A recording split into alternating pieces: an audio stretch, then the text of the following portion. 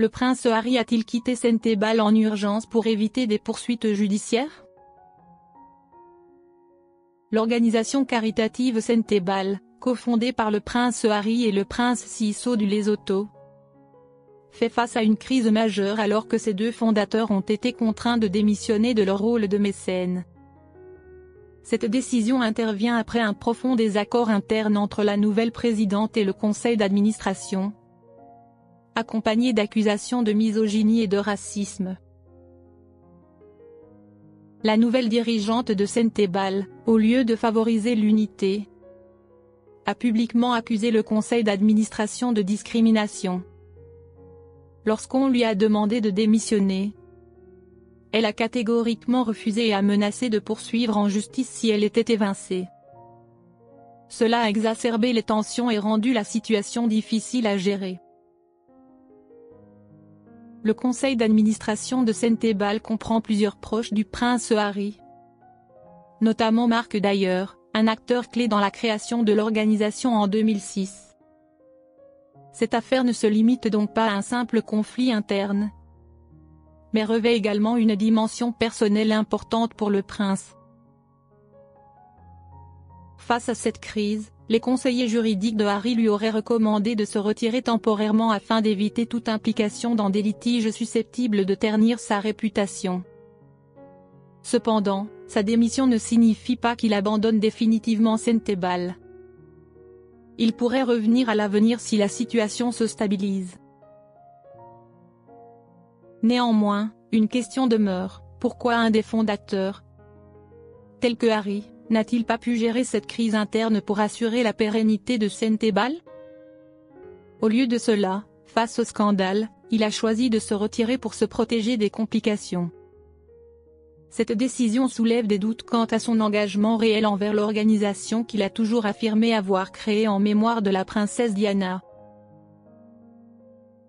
L'affaire prend une tournure encore plus troublante lorsqu'on rappelle que Harry a lui-même été impliqué par le passé dans des controverses liées à des comportements perçus comme racistes. Son retrait de Saint-Ebal apparaît ainsi contradictoire. D'autant plus que le scandale actuel repose sur des accusations de racisme et de misogynie. Par le passé, Harry a été mêlé à plusieurs polémiques en lien avec des actes jugés racistes ou insensibles aux questions de diversité. L'un des incidents les plus notoires remonte à 2005, lorsqu'il a été vivement critiqué pour avoir porté un uniforme nazi lors d'une soirée costumée. Cette image a choqué l'opinion publique et soulevé des interrogations sur sa compréhension des enjeux historiques et raciaux. En 2006, une vidéo fuitée a révélé que Harry utilisait un terme offensant pour désigner un camarade d'origine pakistanaise dans l'armée. Bien qu'il ait ensuite présenté des excuses publiques, cet incident a alimenté la controverse sur sa perception des questions ethniques.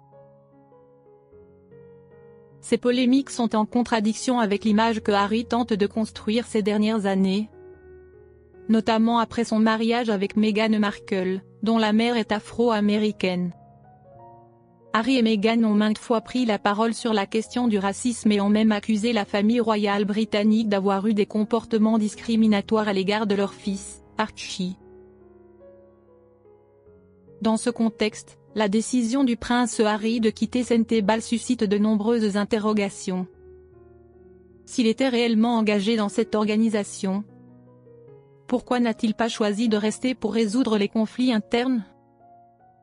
En tant que cofondateur, il aurait dû avoir une voix prépondérante pour apaiser les tensions et éviter que la situation ne dégénère.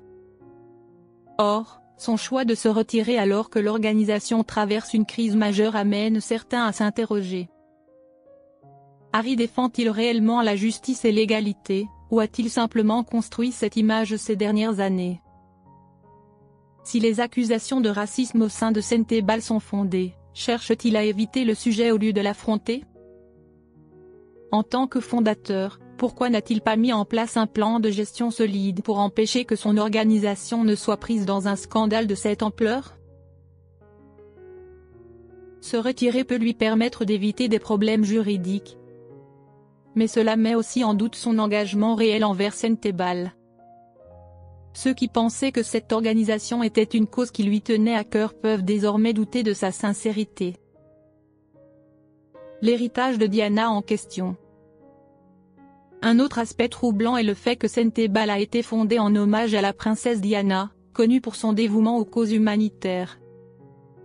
Or, face à la situation actuelle, Harry suit-il vraiment les traces de sa mère ou utilise-t-il simplement son nom pour façonner son image publique? Si Harry avait réellement à cœur l'avenir de Sentebale, la situation aurait-elle pu atteindre un tel niveau de crise? En tant que cofondateur, il avait non seulement l'influence mais aussi la responsabilité d'intervenir à temps. Pourtant, il a laissé l'organisation sombrer dans un conflit juridique impliquant des accusations graves de racisme et de misogynie, ce qui pose de sérieuses questions sur son rôle au sein de Sentebale. Un engagement questionné. Harry a toujours mis en avant Sentebale comme l'un de ses projets les plus importants. Cette organisation n'est pas seulement une œuvre de charité, mais aussi un symbole de l'héritage de Diana. Toutefois, la gestion de la crise actuelle démontre un manque de supervision et de contrôle de sa part. S'il était vraiment impliqué, il aurait pu mettre en place un cadre de gouvernance plus rigoureux pour assurer le bon fonctionnement de l'organisation. Intervenir dès les premiers signes de tension interne, au lieu d'attendre que la situation atteigne un point critique. Jouer un rôle actif et non pas seulement symbolique au sein de Sentebale.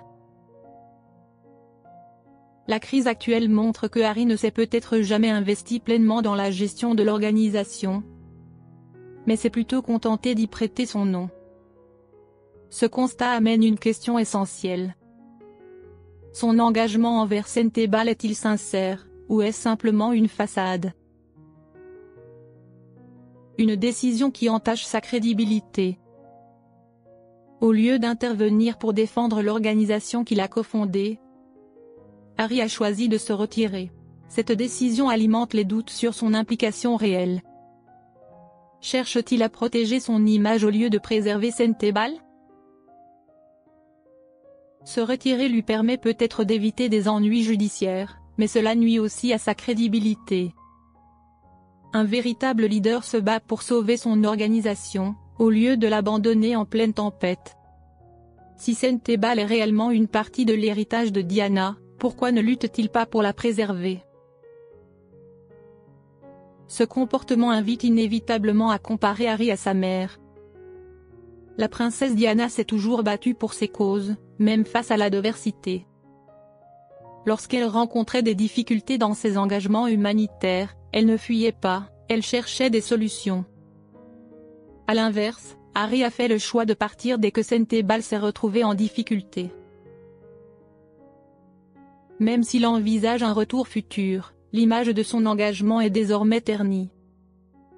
Ceux qui croyaient en son attachement sincère à Sentebale peuvent légitimement remettre en question sa véritable motivation.